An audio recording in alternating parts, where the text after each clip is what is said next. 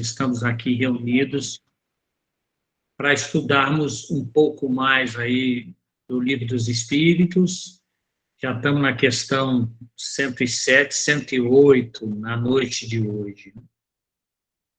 Eu estava aqui ouvindo música, né, antes de começar a reunião, antes da entrada na sala, e eu estava vendo que a gente começa as nossas reuniões sempre, coloca uma musiquinha.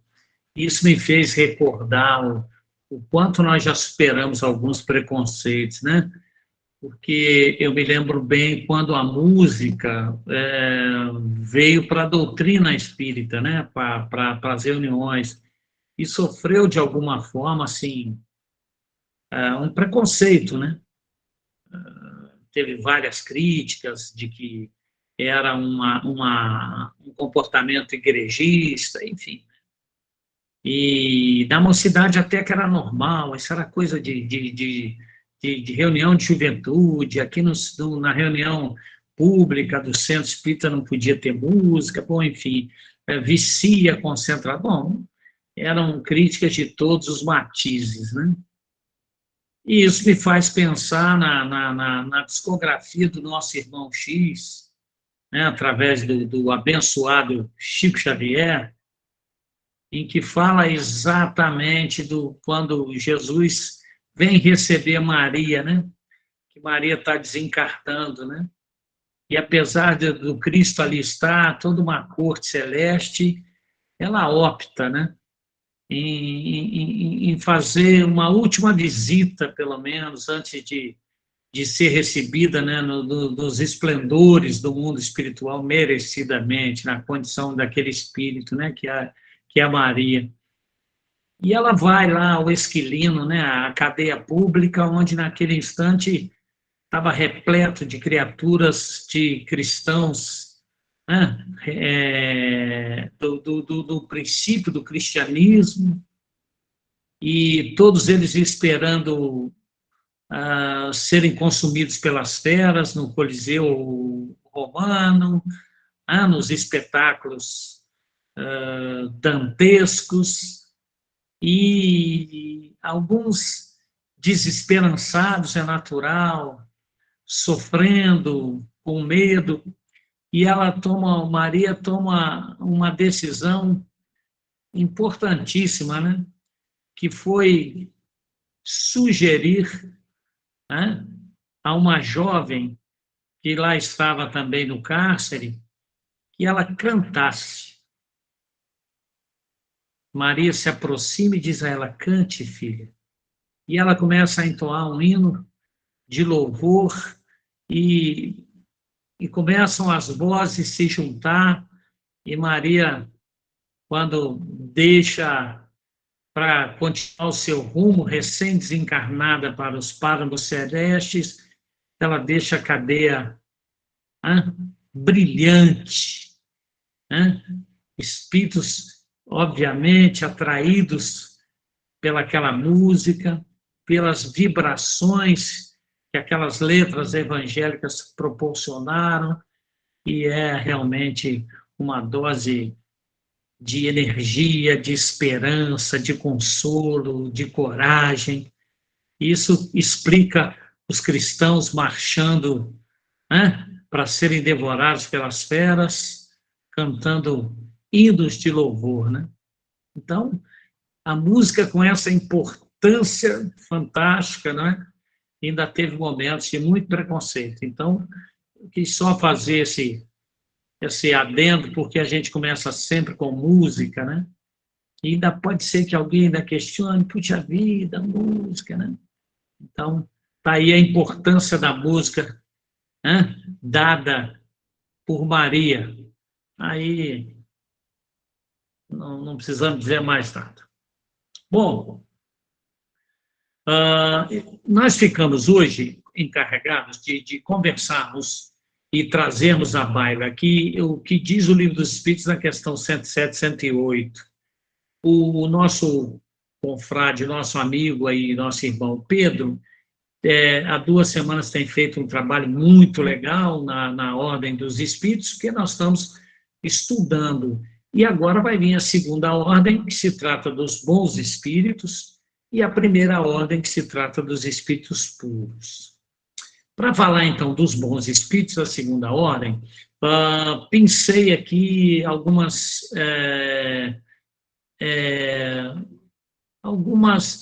ideias, pensei aqui alguns alicerces que a doutrina espírita nos dá em relação à existência dos espíritos, né? Uma coisa que todos nós sabemos é que a doutrina espírita ela nos conta, né? Nos ensina que todos nós temos junto a nós a ajuda de espíritos desencarnados, né? São espíritos voltados ao bem e agem junto a nós através da intuição, né? Procurando nos orientar, procurando nos auxiliar, né? Esses espíritos, normalmente, esse grupo de espíritos, eles também nos diz a doutrina espírita, são constituídos, na grande maioria, por entidades amigas, por espíritos familiares, né? Familiares dessa, de outras existências, né? Que, na verdade, são espíritos protetores que têm a incumbência de nos induzir ao esforço do bem, ao esforço do progresso, né? Dentre esses espíritos protetores, a gente pode destacar aqueles que nós chamamos de guias espirituais, que são os nossos guias, que se vinculam a nós particularmente para nos proteger, trazendo realmente a missão pré-encarnatória ajustada de nos proteger durante o decorrer da nossa reencarnação. E também nos diz a doutrina espírita que a missão desse espírito guia e protetor, ele, na verdade, pode se comparar à mesma de um pai, né, em relação a seus filhos. Né? Os espíritos falam isso, né? Ou seja, guiar o protegido, né, pela senda do bem, auxiliá-lo com seus conselhos, confortar-nos nas nossas aflições, enfim. E também, assim como todos nós temos os lares, as famílias, né, a coletividade, né, também os lares, os grupos familiares, as cidades, as coletividades, né, os grupos religiosos, eles também contam com espíritos protetores, né? E que é importante que a gente saiba que a elevação desses espíritos, claro, ela vai estar sempre relativa, né, diretamente proporcional à tarefa que eles vão desempenhar. A gente precisa entender que, quando a gente fala da ordem de espíritos, nós estamos falando que ali há uma escala enorme, né? São características que a gente viu na reunião passada, que são características comuns, mas variam de intensidade de indivíduo para indivíduo, né? Então, é importante saber que os guias e os espíritos protetores, a elevação dele é sempre relativa à importância da tarefa que desempenha. Há uma colocação do Espírito de Verdade para Kardec, que está no Livro dos Espíritos, e certamente vamos chegar lá, em que ele diz o seguinte: todos nós temos espíritos protetores, e quando Kardec quer saber que graus são esses espíritos, né? São nos dados espíritos muito evoluídos, e, obviamente, eles deixam uma mensagem muito interessante. Não se dá um professor de filosofia como guia a um selvagem, né? Então, os guias e protetores, realmente, em espiritualidade, qualidades morais espirituais, estão acima de nós, mas não tão distantes, né? Então, ter um guia espiritual de um quilate como Emmanuel, essa é coisa para um espírito missionário que foi o Chico, tá certo? Então, os nossos guias e protetores, mas aí eu estou falando basicamente do meu, está um pouco acima, claro, para nos guiar, mas não são espíritos de alta envergadura, né? Então, é importante que, com essas ideias básicas, né, a gente entende que há um comportamento que deveria ser mais vezes seguido por todos nós, que é em nossas dificuldades o quê? O que que cumpre a cada um de nós? Solicitar a ajuda dos nossos protetores, né? Que nos auxiliam aí na superação das nossas provas. Essa é uma missão, a missão dos nossos guias e protetores. Então, ninguém abusa quando solicita a ajuda, a intervenção do seu guia e protetor, nos momentos difíceis, no nosso momento. E a gente vê que a gente tem feito muito pouco isso, né? De uma forma geral, não é uma prática ainda muito corriqueira, mas que nós poderíamos abusar um pouquinho mais dessas companhias, dessas mãos invisíveis, cuja missão é nos proteger. Bom, falei dessas ideias iniciais, por quê? Porque que são, na verdade, a ordem de espíritos bons?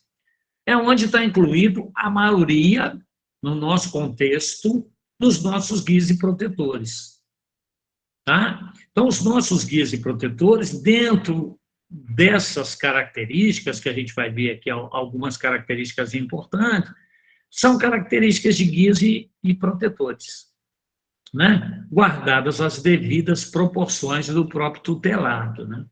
Então, na verdade, um guia protetor em graus os mais diferentes, é importante que a gente saiba disso, mas há uma predominância do espírito sobre a matéria, uma de suas características gerais, né? Já possuem o desejo do bem, né? Embora, veja bem, vou voltar a afirmar, as qualidades digamos assim, os poderes para o bem que cada um deles tem, eles estão em relação com o grau de adiantamento que eles tenham alcançado.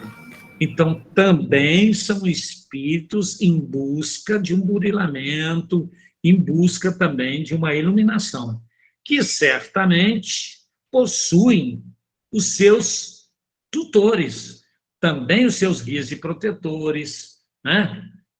Que, por sua vez, também são tutelados por espíritos. É assim que funciona, né? Tem toda uma escala, né? Que chega até os nossos guias, que chega até nós. Ou seja, isso cresce também, nos chama a atenção para uma importância no nosso comportamento cristão, evangélico. Ou seja, se cada um de nós estamos, né, situados entre um espírito protetor que está acima de nós, que tem para conosco deveres e obrigações, também, digamos assim, numa escala abaixo de nós, existem criaturas que também para com as quais temos as mesmas obrigações. E aí elas podem estar sendo reveladas no contexto familiar, no contexto social, né? Em eventualidades que passamos pela vida, não é verdade?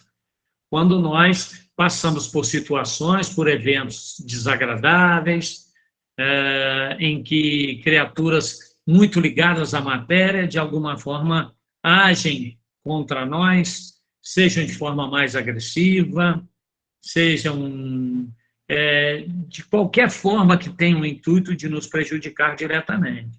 Então, são criaturas com as quais devemos ter o mesmo grau de compreensão daqueles espíritos protetores que tem para conosco, né? É importante dizer que os espíritos bons não são espíritos que dominam, né? Vai ver que uns têm a ciência, né? O domínio científico baseado nas encarnações, outros têm o que o próprio Kardec fala, possuem sabedoria, né? Outros são bondade, e não é difícil a gente reconhecer isso até em espíritos reencarnados, né? Uns têm todo um grau de conhecimento científico, né? Outros têm uma sabedoria, a gente encontra pessoas aí que, muito poucas letras, né? Mas que são de uma sabedoria profunda, né? Que a gente conversa e eu tenho certeza de que eu não tenho mérito para ter essa exclusividade, mas eu já topei com com tantas criaturas assim de uma sabedoria profunda, né? E cujo conhecimento, digamos assim, da escola, das letras, é rudimentar. O próprio Chico Xavier, né? que tinha um conhecimento aí da escola, fez o primário, né? Então, na verdade, eram espíritos que trazem aí um conhecimento científico, uma sabedoria, e aqueles outros que são, né, a personificação, se a gente poderia dizer, dentro das nossas circunstâncias aqui de planeta de expiação, são espíritos aí de uma bondade muito grande, né? Na verdade, o que torna, dentro dessa ordem de espíritos bons, a gente considerar espíritos mais adiantados, são aqueles que vão conseguir equilibrar, né, o saber, as qualidades morais, né? Então, são indivíduos que possuem uma sabedoria e, ao mesmo tempo, são equilibrados, né? Se equilibram, né? Nas qualidades morais, né? Embora a gente precisa dizer que espíritos bons, mesmo não estando ainda desmaterializados, vamos chamar assim, né? Eles ainda conservam, dependendo da categoria, né, dentro da ordem espíritos bons, que ocupem alguns traços ainda da existência corporal, né? Na linguagem, nos hábitos, né? E até algumas manias, né? Alguns vícios de linguagem. Que isso não lhes tira, obviamente, a bondade ou as qualidades morais ou o conhecimento, né? Mas é para a gente entender que ainda não estão completamente desmaterializados. Está claro isso? Né? Claro, já gozam, sim, da felicidade dos bons, claro, né? Tem uma noção mesmo de Deus, diz Kardec, da infinitude, né? E colhem, né? Se alimentam dessa felicidade, são felizes pelo bem que fazem e pelo mal que impedem, né? Então, trabalham também diretamente para impedir. São espíritos que não há nenhuma característica, e aí a gente vê isso muito nitidamente, essa é uma diferença clássica, né? Para aqueles que estão na reunião mediúnica e que lá convivem exatamente com espíritos mais materializados e com espíritos bons, né? Por outro lado, que são aqueles que dão todo o suporte à reunião e etc., a gente vê que uma característica daqueles que fazem o mal, né? Ou que são levados a fazer sofrer, de uma forma preponderante, há nesse contexto que os move a inveja, né? O remorso, né? O bom espírito, aí por outro lado, não tem, né? Não é perturbado pela inveja, pelo remorso, né? Não cultiva más paixões, né? E, na verdade, inveja, remorso e as paixões más que nós cultivamos é que nos torna ou nos coloca na categoria de espíritos imperfeitos. Então, espíritos imperfeitos é onde predomina o quê? A inveja, o remorso, as más paixões, né? E esses espíritos bons, né? Das suas caracteres gerais é não estarem, obviamente, não lhes perturba mais a inveja, os remorsos e as más paixões, né?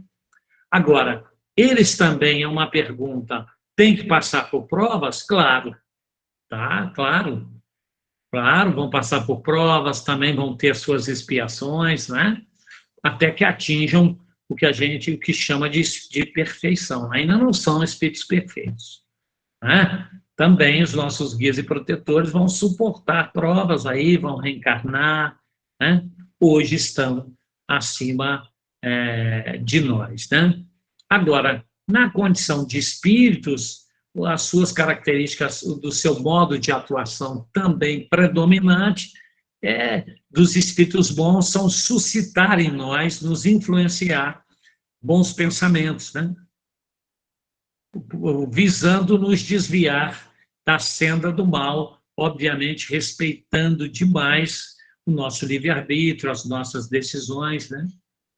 E que protegem mesmo. A gente vê aí criaturas que saem ilesos de desastres, de situações, até mesmo nós que em algumas situações poderia ter acontecido um desastre, um acidente, seja esse acidente físico, seja um acidente moral, de percurso, enfim, e que nós nos safamos, né? Ou seja, é fruto da proteção, né? Desses espíritos que fazem isso quando nós, obviamente, nos mostramos dignos dessa proteção, né? Tá? Um dos trabalhos que eles realizam, e muito junto a nós, os bons espíritos, é neutralizar a influência dos espíritos imperfeitos, né?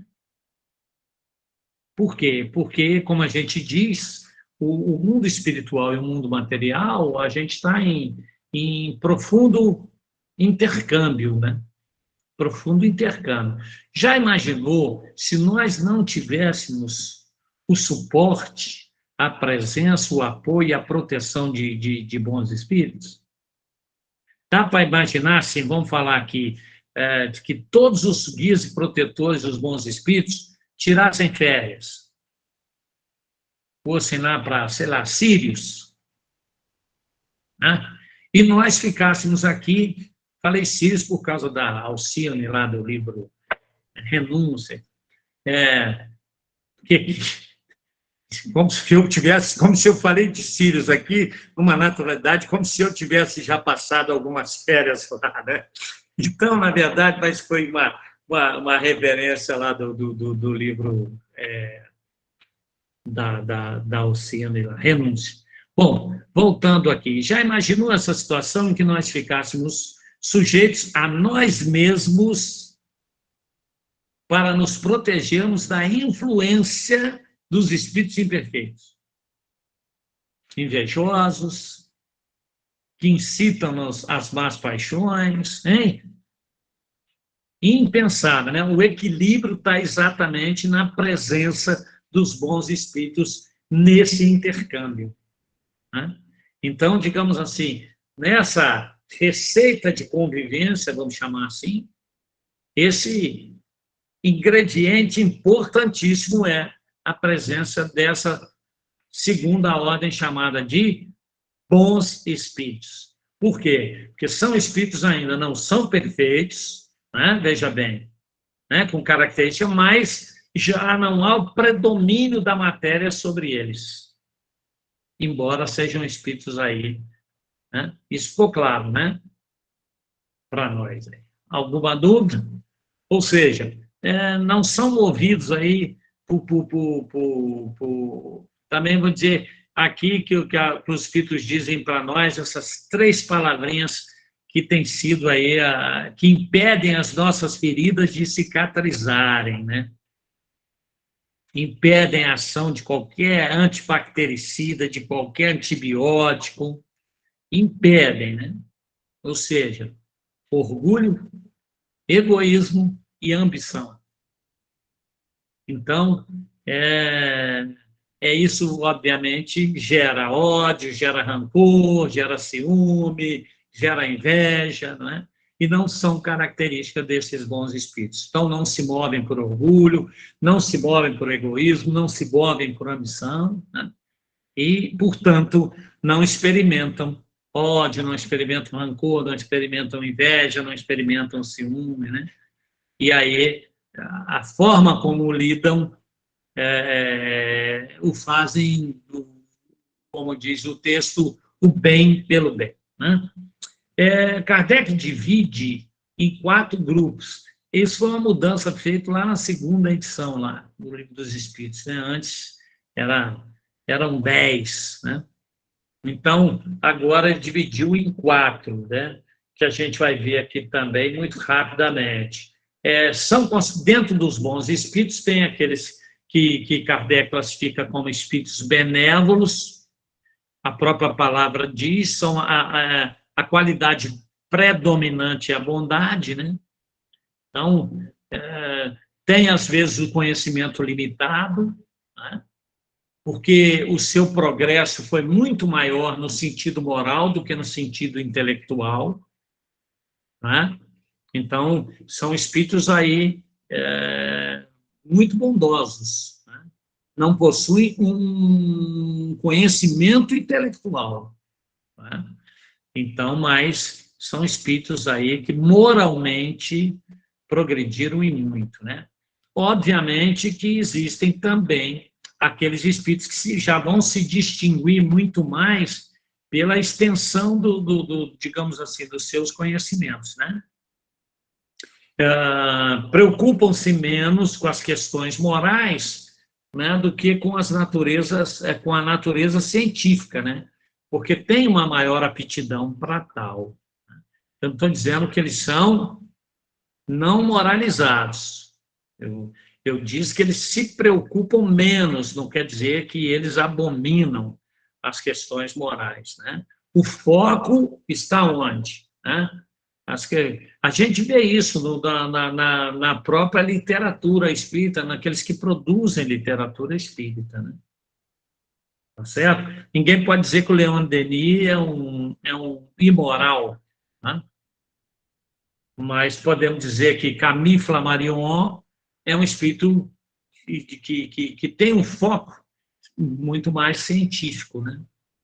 Embora sejam esses dois espíritos aí já né, de um grau de espiritualidade relevante, né? Então, esses são, né? Agora, obviamente que esse lado científico, não, a gente também não pode confundir. A gente costuma se comunicar nas reuniões mediúnicas com espíritos que têm um grande conhecimento científico, né? Grande conhecimento filosófico, né? A gente costuma. Mas ali são espíritos muito mais vaidosos que se utilizam do conhecimento. A diferença está que, embora não tenham um grande conhecimento, né, eles só encaram a ciência do ponto de vista daquilo que a ciência traz de utilidade, né? Ou seja, o conhecimento é aplicado de uma forma prática, né? Não é movido por qualquer tipo de paixão nesse sentido aí. Tá claro isso, né?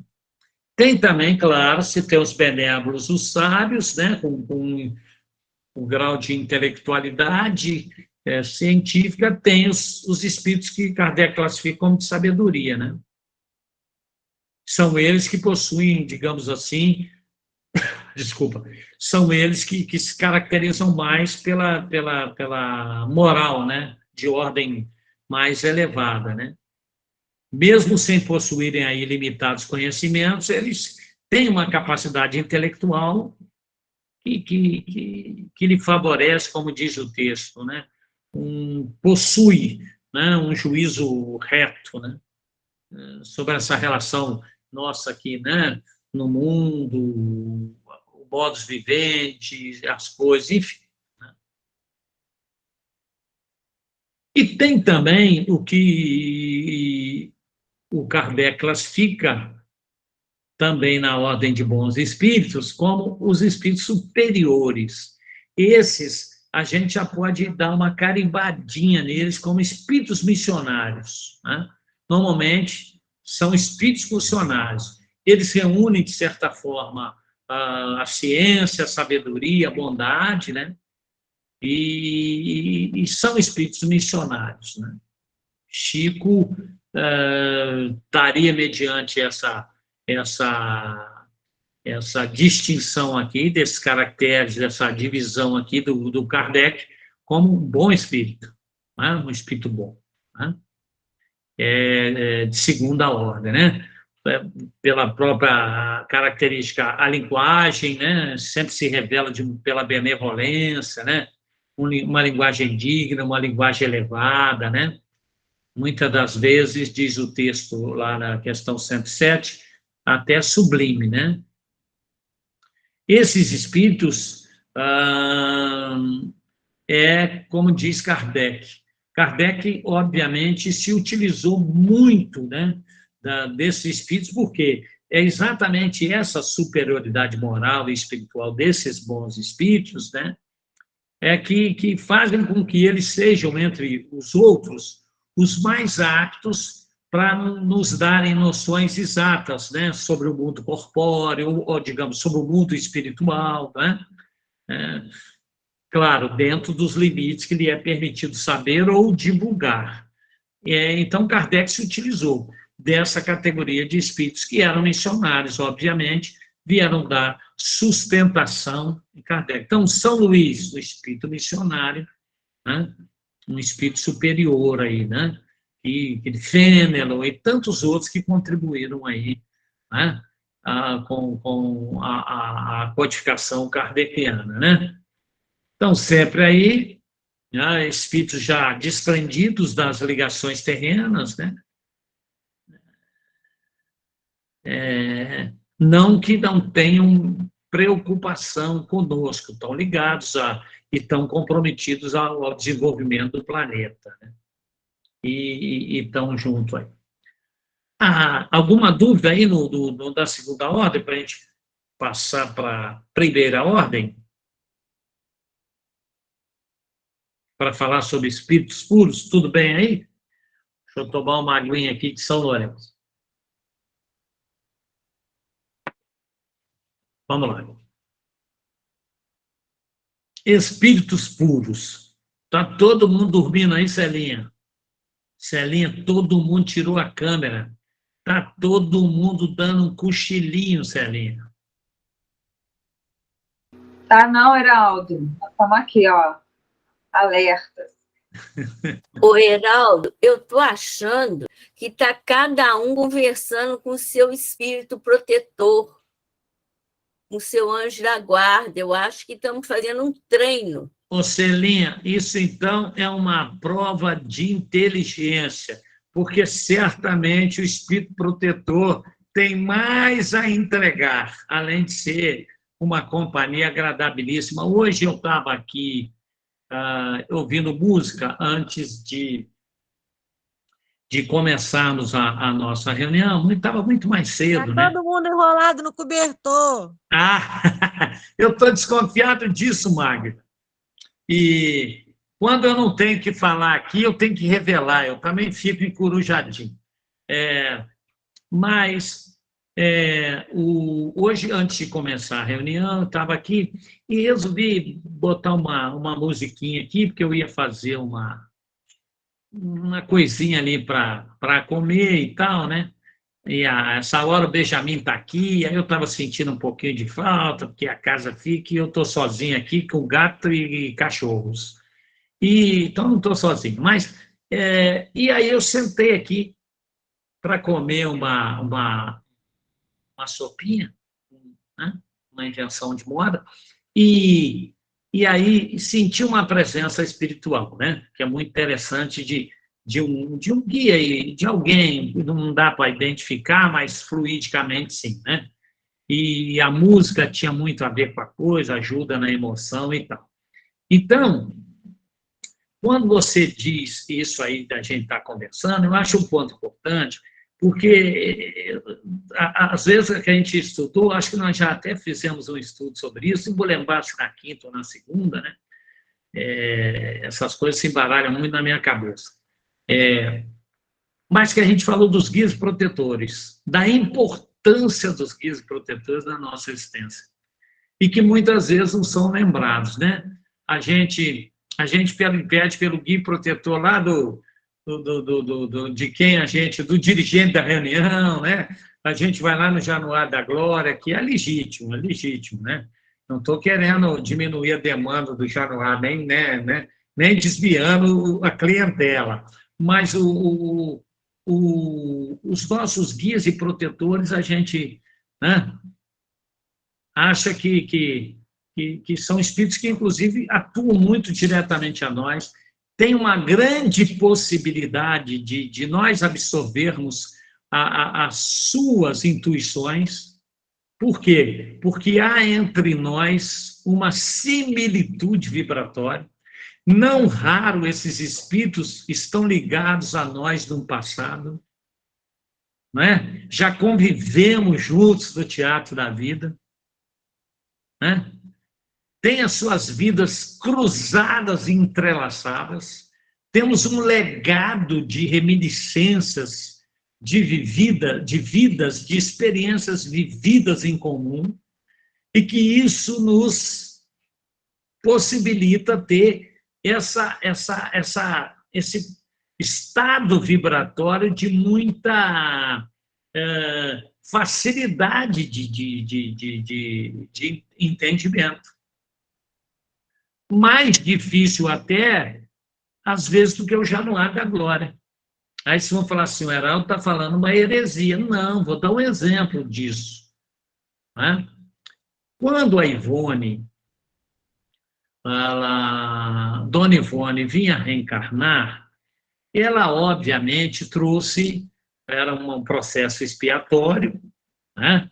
E em que ela passou em algumas vidas, todo mundo conhece a história de Dona Ivone, mas como Ivone Pereira, ela trazia alguma reparação a ser feita, e uma delas era produzir uma obra que falasse dos suicidas, que até então, antes do Memória do Suicida, eu já comentei isso aqui, não existe na literatura nada que detalhasse a condição do suicida no mundo espiritual, porque era, inclusive, sempre foi muito tabu. As famílias que tinham alguém, um de seus membros que suicidavam, guardava isso no segredo, né? Porque impactava, né, socialmente, né? Como uma mulher desquitada, em certo tempo também impactava, ser filho de uma mulher desquitada, né? Todo mundo, vocês podem não ter a minha idade, mas, obviamente, quem se lembra, está aí, se lembra disso. E o suicida na família era um negócio muito... Assim como foi, não é? Também no século passado, a questão dos que tinham qualquer nível digamos assim, de necessidade espiritual, especial do ponto de vista das psicopatologias. Os autistas e uma série de outros, eles eram os processos obsessivos, né, os processos de possessão, eles quando existia na família, eles eram colocados em quartos trancados, né, longe do convívio social. A comida era por baixo da porta, uma portinhola, né, comida, água, né, se fazia isso com os próprios familiares, né, como foi também os rancenianos à época do Cristo, né. Então, o Vale dos Imundos, de certa forma, nos acompanha, mudando de público, né, de direcionamento, obviamente, quer dizer, que, na verdade, representa o Vale dos Imundos na época em que os rancenianos, né, eram colocados para fora da cidade, não é? Pela ignorância, enfim. Hoje a gente tem o Vale dos Imundos, mas, na verdade, representava o preconceito, né? É um grande preconceito. Assim foram os portadores de processos obsessivos, e assim foram os filhos de mães desquitadas, e assim foram os que tinham parentes suicidas, enfim, né? E hoje temos aí as diferenças raciais, né? As escolhas da sexualidade, e aí o Vale dos Imundos continua como sendo, né, o que prepondera o preconceito. Mas aí a Ivone volta com essa missão, né? E o Charles, que a acompanha, assim como Bezerra, né, são os seus tutores, o Charles convida nada mais, nada menos do que o grande francês Victor Hugo, Victor-Marie Rigaud. E o Victor Hugo é convidado para fazer um trabalho de psicografia com a Ivone. A mediunidade de psicografia da Ivone veio ajustada, organicamente preparada, preparadíssima, médium ostensivo, porque ia usar da ferramenta mediunidade era muito importante para ela, é tanto que ela vem com uma mediunidade, vamos ver qual mediunidade que Dona Ivone não tinha, né? Que tipo que ela não tinha, né? Então, ela veio super, hiper preparada. Então, do ponto de vista mediúnico, ela estava preparada, né, para escrever. E o Charles faz um convite ao Vitor Hugo, inclusive, para que ele pudesse contar a história, que na verdade é a saga da Ivone, né? Que ela viesse contar sob a pena do Vitor Hugo, o grande e genial escritor francês. E ele declina. Ele declina. E o argumento dele é com Charles. Ele diz assim, Charles, não temos muito tempo a perder. Eu teria dificuldades com a médium. Vai você, que já está afinizado. Então, não é nenhuma heresia dizer que os nossos guias e protetores são aqueles o quê? Que possuem um grau de afinização muito maior conosco. E que, portanto, não estou dizendo que uma ajuda do Januário da Glória, de outro, mas tem menos dificuldade em acessar-nos, né? Nos intuir, né? E interferir positivamente para as nossas escolhas. Fala, meu amigo José Carlos. Enquanto isso, toma uma aguinha de São Lourenço aqui. Oi, Heraldo, boa noite, meu amigo. Boa. Isso que você está falando, inclusive, me fez lembrar minha mãe, quando minha mãe foi uma das fundadoras da APAE aqui em Juiz de Fora, e antes de fundar a APAE, elas pesquisaram, elas com as amigas, várias casas, procurando crianças excepcionais, para ver se havia necessidade ou não de se fundar a APAE. A maioria das crianças de classe média alta, elas ficavam, crianças especiais, ficavam no canil, junto lá, escondidas. Crianças com síndrome de Down eram tratadas como se fossem cachorros. Infelizmente, isso há pouco tempo atrás, 60, Sim. 70 anos atrás. Sim. Isso é uma realidade. Muito bem lembrado. A PAI é um trabalho belíssimo aí de resgate, não só de demonstrar que os chamados incapazes possuem capacidade, mas principalmente minimizar e muito preconceito social. E muito sobre a síndrome de Down. Eu tenho uma amiga de longo tempo, já tem anos e anos que eu não vejo, acho que nem está no Brasil, ela esteve fora, ela foi uma psicóloga na APAE, grande batalhadora, Juliana Scout.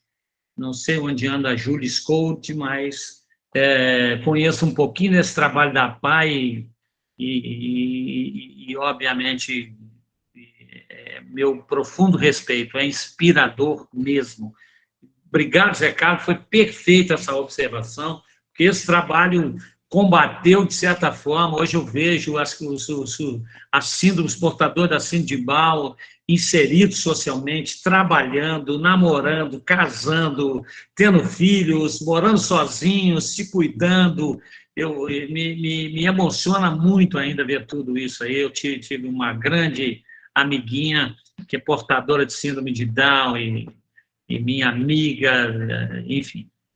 Bom, mas vamos lá, então. Eu gostaria de fazer uma colocação em relação aos espíritos protetores. Não necessariamente eles são familiares, né? Não necessariamente, mas olha, se buscar na fieira do tempo, sabe, Zé Carlos, não caiu de paraquedas nessa vida, não. Vai encontrar uma relação. Tem. São relações profundas porque é uma simbiose, essa convivência. Ela é uma simbiose, ela produz benefício para ambos. E o que faz um espírito protetor querer, por exemplo, tomar conta dos Zé Carlos da vida? O que faz ele? Por que ele faz isso? Ele é doido? Não, Zé.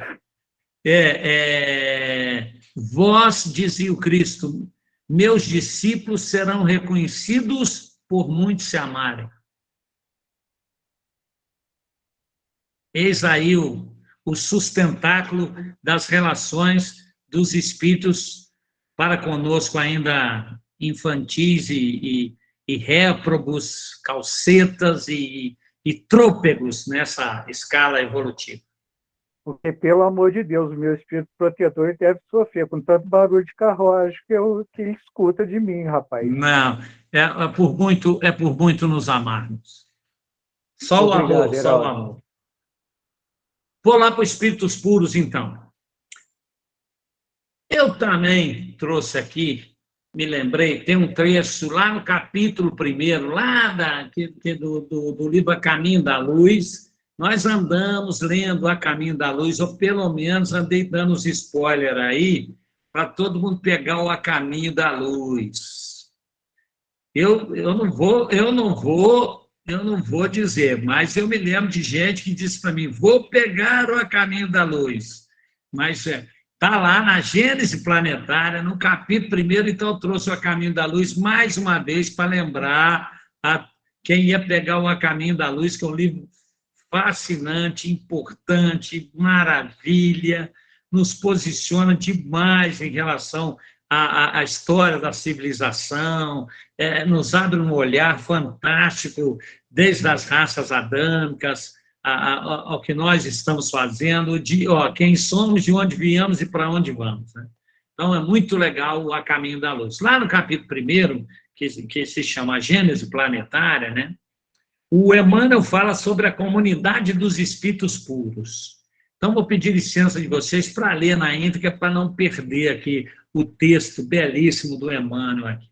Ele diz o seguinte: rezam as tradições lá do mundo espiritual, diz o Emmanuel, que na direção de todos os fenômenos do nosso sistema, existe uma comunidade de espíritos puros e eleitos pelo Senhor Supremo do Universo, em cujas mãos conservam as rédeas diretoras da vida de todas as coletividades planetárias.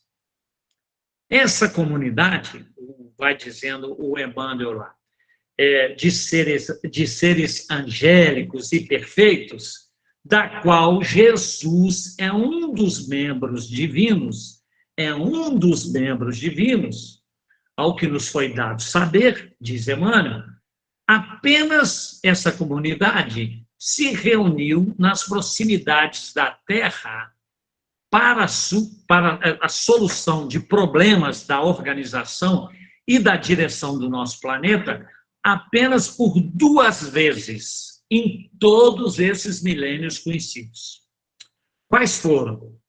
A primeira foi quando a Terra se desprendeu da nebulosa solar, é o texto do Emmanuel que está dizendo isso, a fim de que se lançassem no tempo e no espaço as balizas do nosso sistema cosmogônico e os pródromos da vida na matéria em ignição, ou seja, o começo da vida, o protoplasma, né? E a segunda vez que essa coletividade de espíritos puros se reúne, que só se reuniu 2 vezes, né? Quando se decidia a vinda de Jesus à face da Terra, trazendo para nós, para a família humana, a lição imortal do seu evangelho de amor e redenção. Então, Emmanuel, Psicografia do Abençoado Chico, livro A Caminho da Luz, editado pela FEB. Esse é especificamente texto que faz parte do capítulo 1º, intitulado A Gênese Planetária. Bom, por que trouxe esse texto? Para a gente começar de cara vendo a excelsitude de Jesus, que é o construtor da nossa moradia, ou seja, do nosso planeta, que é destinado à nossa melhoria espiritual. Está claro? Portanto, a respeito dos espíritos puros, a gente vai extrair lá do que Kardec diz no Livro dos Espíritos, na questão 108, que agora vamos falar de espíritos puros. Exatamente. São aqueles que compõem, como diz Emmanuel no capítulo 1 da evolução do A Caminho da Luz. Tá? Quais são as características? Simples de entender. Nenhuma influência da matéria. Superioridade intelectual e moral absoluta em relação a todos os espíritos das outras ordens. Diferente das classes que a gente viu em espíritos bons, é uma classe única.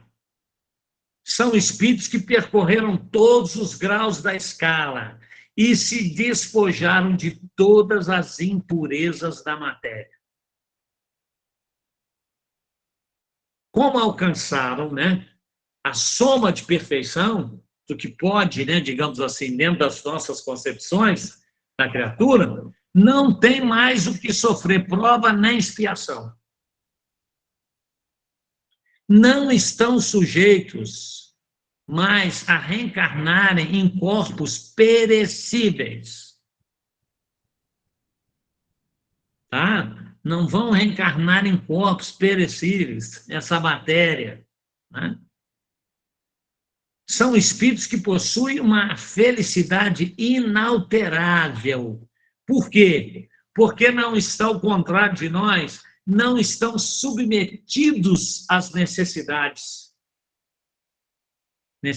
materiais, nem às vicissitudes da vida material, né? São os mensageiros, os ministros de Deus, cujas ordens executam para quê? Para a manutenção da harmonia universal. São os responsáveis pela harmonia universal. São os coordenadores das leis que harmonizam o universo. Ok? Então, é importante que a gente diz, comandam todos os espíritos que lhes são inferiores. Auxiliam-nos nas obras de seu aperfeiçoamento e lhes designam as missões. Comandam, mas olha como são partícipes diretos. Por quê? Auxiliam. Né? Quando, vamos lembrar do livro A Caminho da Luz, quando as raças adâmicas, os exilados lá da constelação de Cocheiro, Capel, de todos aqueles planetazinhos lá né, dessa constelação, vem fazer um degredo na Terra. Quem é que reúne todos numa assembleia? Está lá no Caminho da Luz, para insuflar neles o quê? Auxiliá-los na obra do aperfeiçoamento e lhes designar as missões. O Cristo, o justo, estava ele lá, o diretor do planeta Terra, aquela orbe de milhares de espíritos que reencarnaram. Está lá no Caminho da Luz. E ele insufla, né, a sua misericórdia, né, o seu bom ânimo. Né? Ok? Muitos desses espíritos puros têm nomes aí de anjos, arcanjos, serafins, né?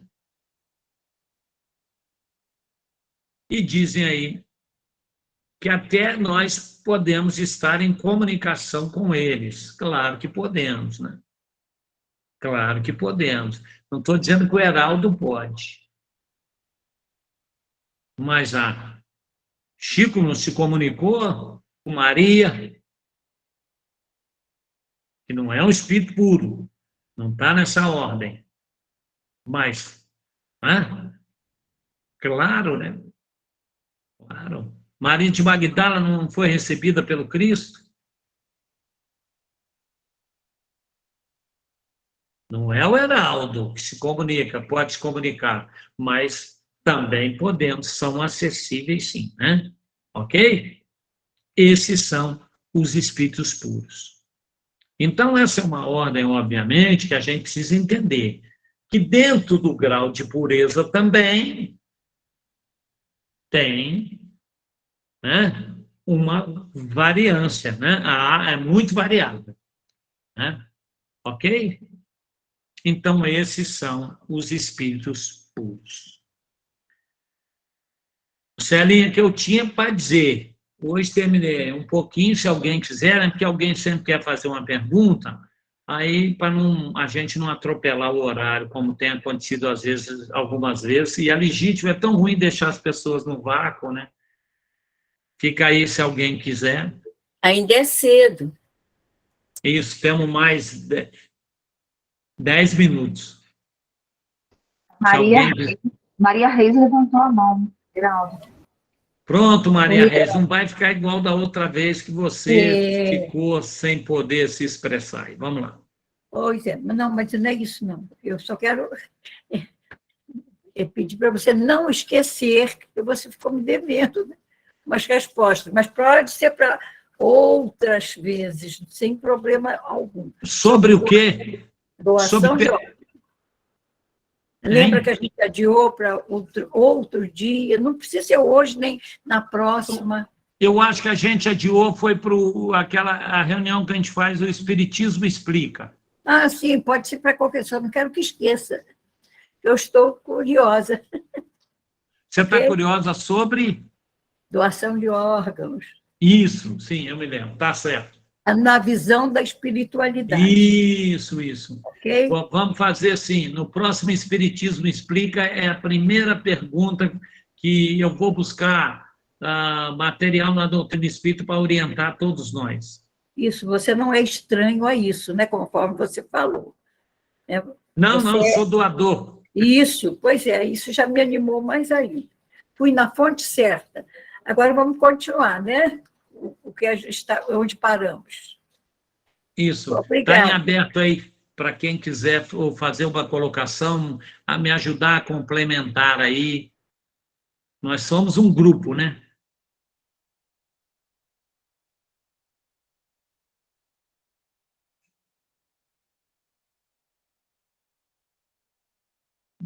Bom, Celinha, tem muita gente inscrito, é preferível organizar a fila aí.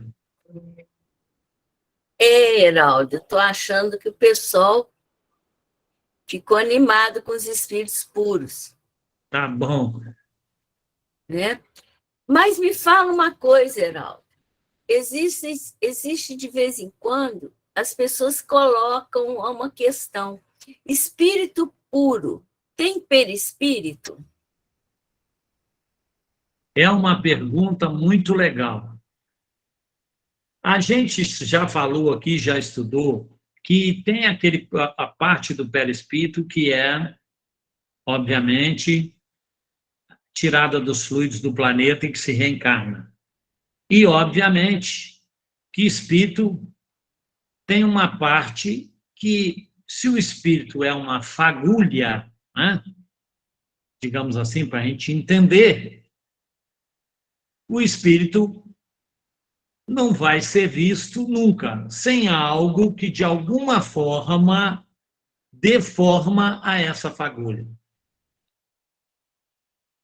Se a gente puder chamar de perispírito, vamos chamar, só que de uma forma altamente quintessenciada, que não dá para a gente até, né, entender como seria. Nós estamos fazendo só um raciocínio. Se o espírito é apenas, digamos assim, uma fagulha, uma inteligência, né, a manifestação, por exemplo, quando Cristo reúne a multidão que vem, o que é que viram?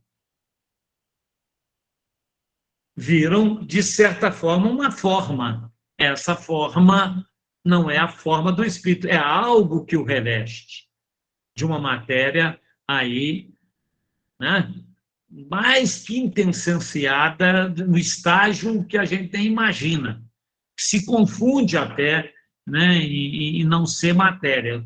Nós estamos usando as palavras que a gente tem para entender, que é essa parte, esse envoltório do espírito, que à medida em que ele vai evoluindo, ele vai se tornando tênue, né? Ele vai se tornando um estado vibracional, tá? Que é basicamente, né, vibracional, que é muito perto daquilo que a gente chama, né, que produz a energia luminosa, né?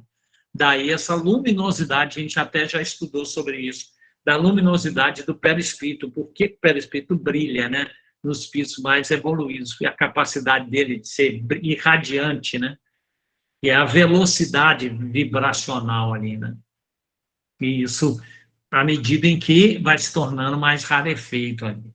Eu acho que o Kiko levantou, então tem, Celinha, desse ponto de vista, tem.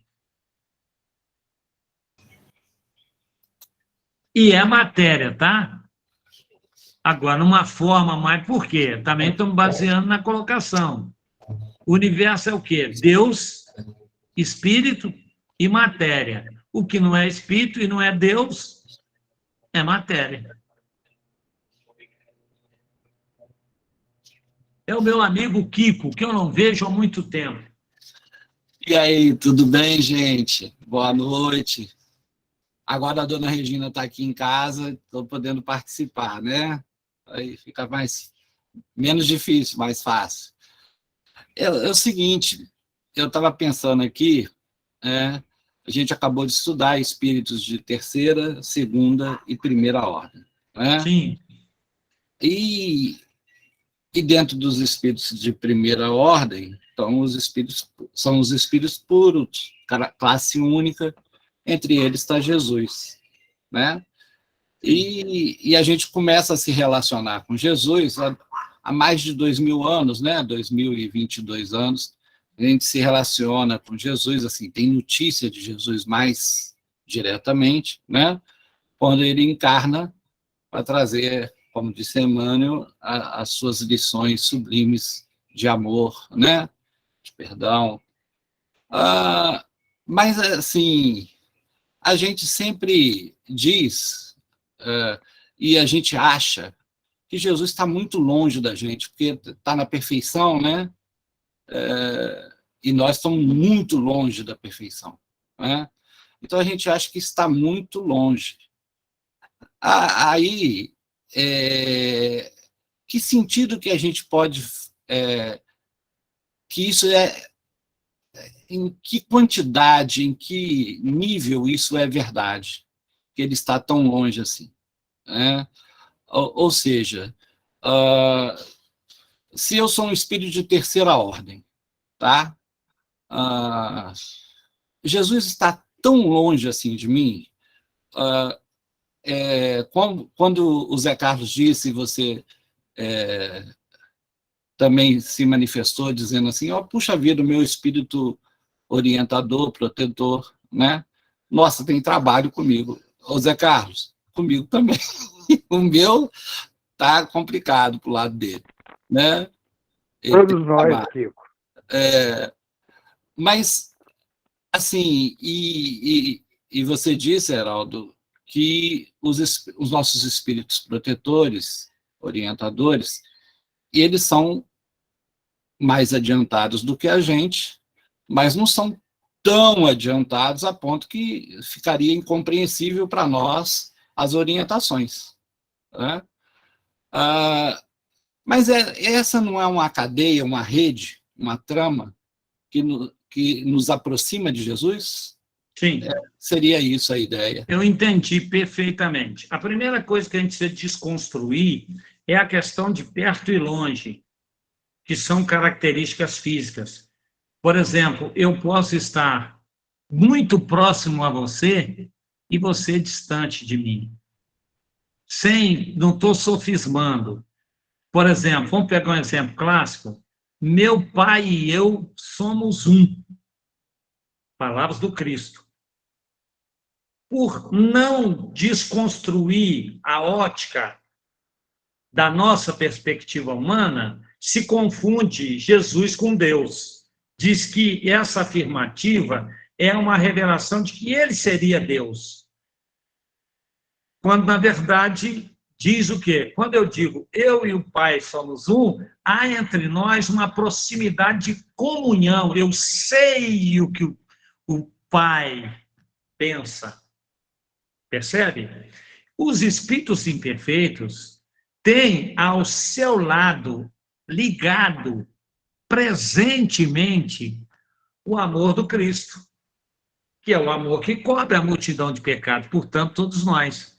Mas nós é que nos tornamos afastados desse amor quando o quê? Não entramos em sintonia. Percebe?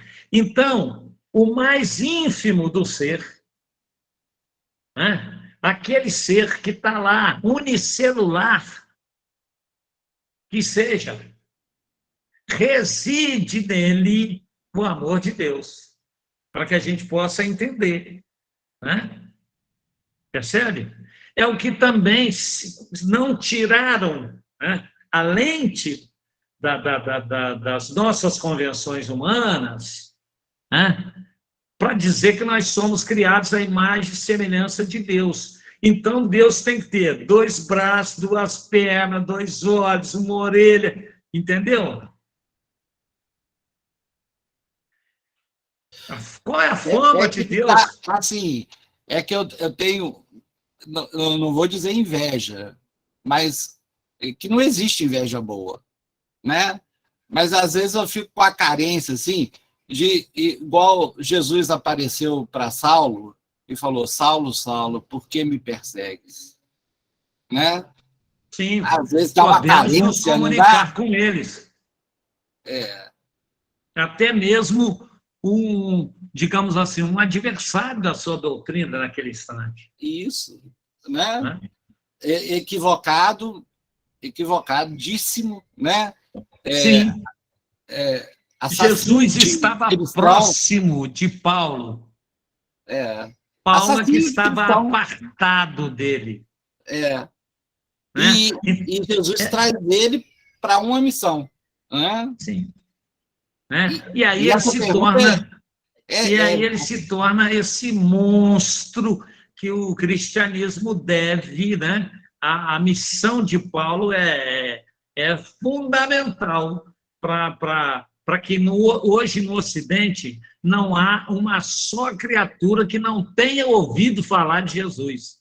isso. Agradeço a Paulo aí. E Tá? estava tão próximo e tão distante, né? O Saulo. Sim. O Paulo Então, estava próximo. a gente O precisa Saulo não desconstruir. estava. A gente precisa desconstruir perto, longe, alto, baixo, em cima, embaixo. Né? Você vê, o Saulo virou uma chavinha e virou Paulo. E, É isso aí. E foi tão. Eu tô, com certeza eu sou um Saulo piorado, né? Mas o que dá esperança é que é possível uma hora virar a chavinha. Como amigo, eu posso dizer, você, em relação a mim, como meu amigo, é um bom espírito. Celinha? Então estamos no mesmo barco. Então, vamos tentar falar um pouquinho com Jesus, né? Vamos aproveitar? Vamos reunir nossos pensamentos e nossas vibrações. O Edson vai nos ajudar com a Sagrada Mãe de Cristo.